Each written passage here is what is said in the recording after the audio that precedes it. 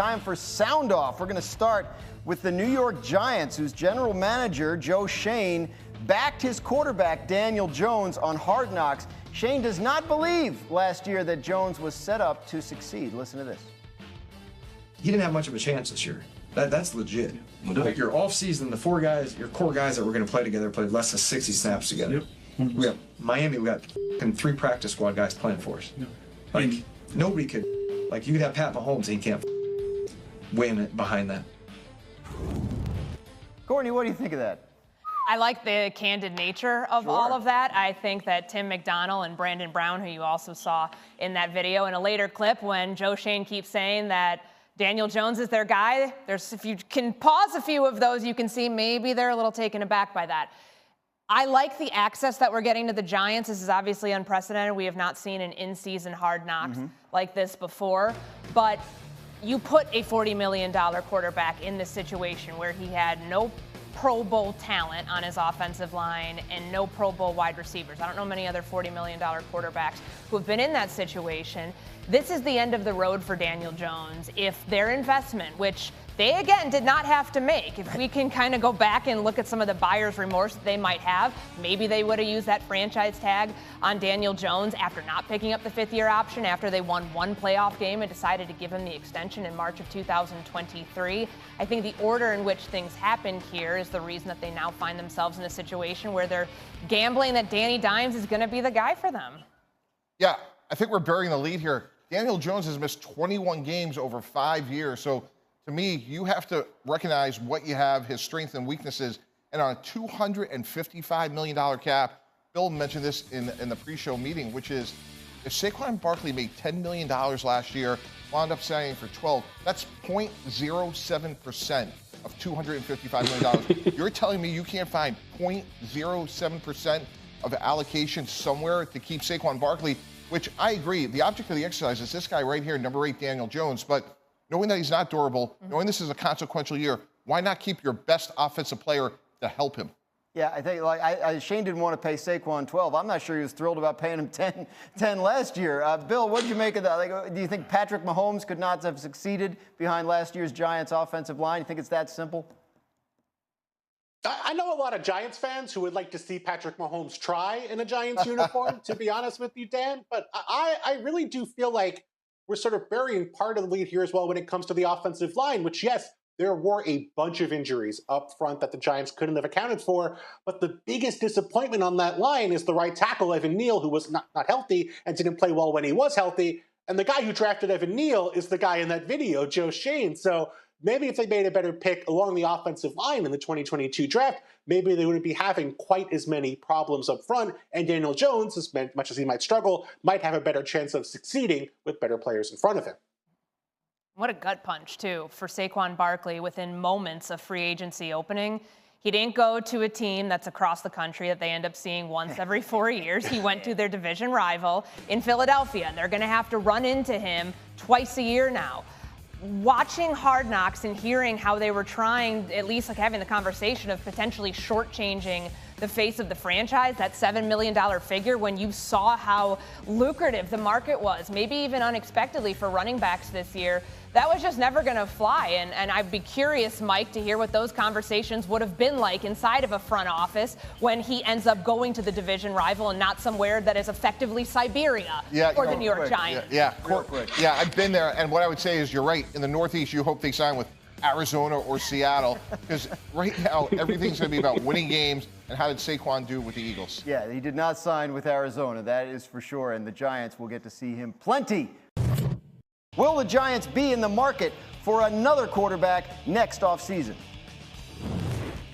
Well, if he continues to play the way he's played, and obviously the injuries haven't helped him, but this is a team, he didn't have a lot of players around him. I mean, when you think about the Giants, when they broke the huddle on offense, who scared you? Nobody.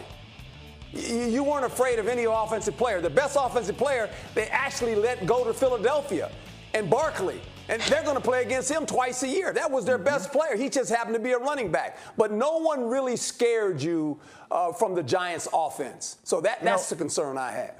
You know who it sounds like they did scare was their general manager, Joe Shane, because he was talking on this off-season Hard Knocks they're doing over on HBO. A lot of the struggles Daniel Jones had last year, he put on the offensive line. Listen to this.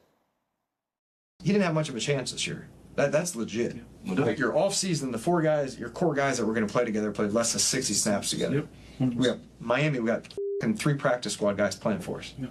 Like, nobody could. Like, you could have Pat Mahomes and he can't win it behind that. I'm not sure he's right on that last point, but that's a Mahomes conversation. What'd you think of that from the GM? Yeah, I was stunned by that Mahomes comment as well. Look, I think fundamentally, we've talked about this. If Daniel Jones is your quarterback, first of all, you know durability is an issue. To me, that's a threshold question. Missed 21 games.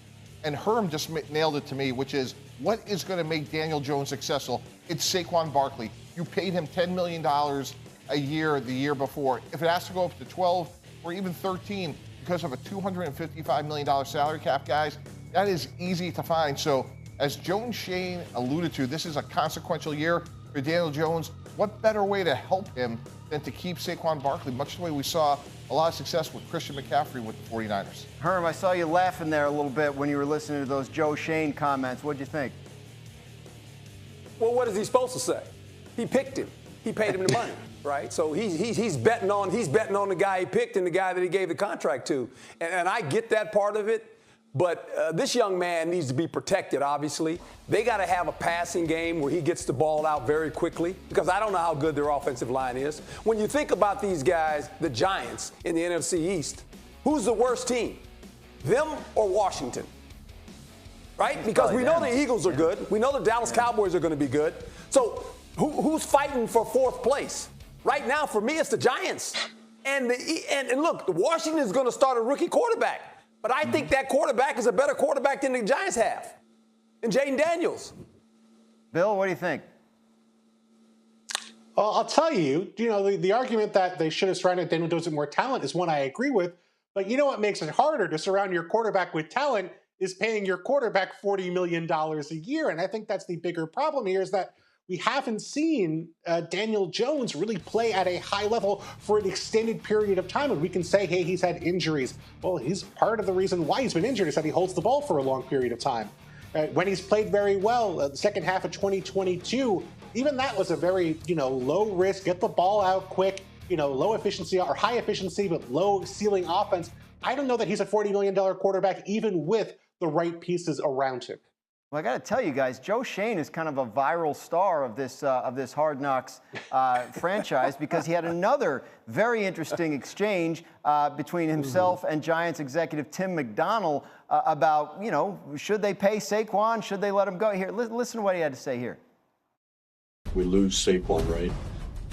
What's our identity going to be on offense now? Like, what's our plan to? What's the next step of that?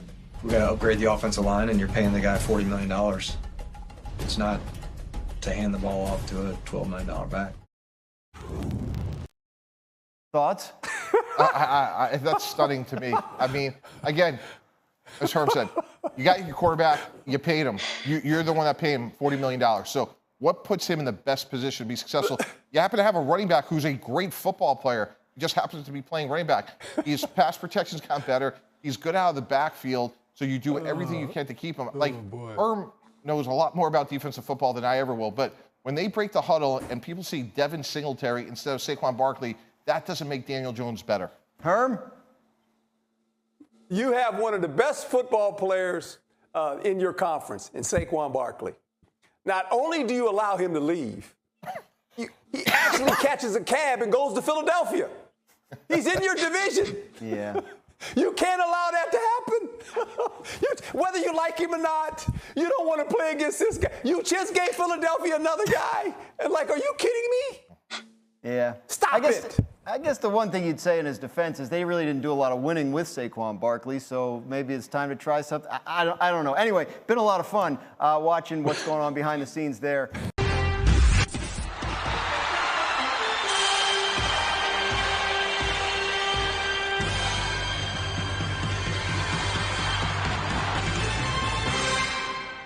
Jenkins, my pistol's out now. Make sure y'all go run that up. You heard it live from your boy Bobby Shmurda. Get out. Chase gang.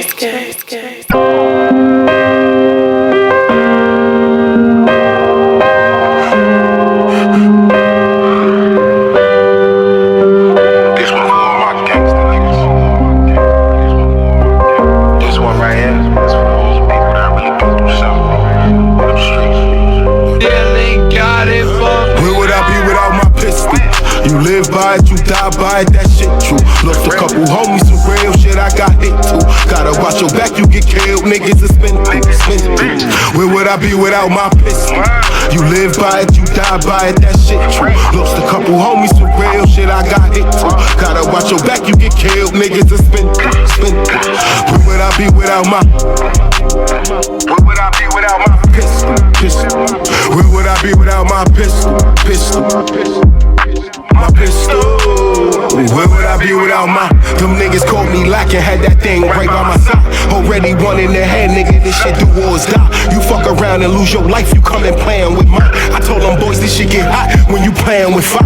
Boy better not jump up on that block if he ain't ready to ride. Goofy must've thought it was cool, we just trying to survive. That must've went over his head, same way bullets gon' fly. You know that shit ain't got no name once they open they glide. Need to stop shooting from that corner, nigga, run down my side. Niggas saying they doing drills, taking innocent lives. Niggas shooting for clout, they never really hitting them guys. I keep it on me all the time, but would I be without my?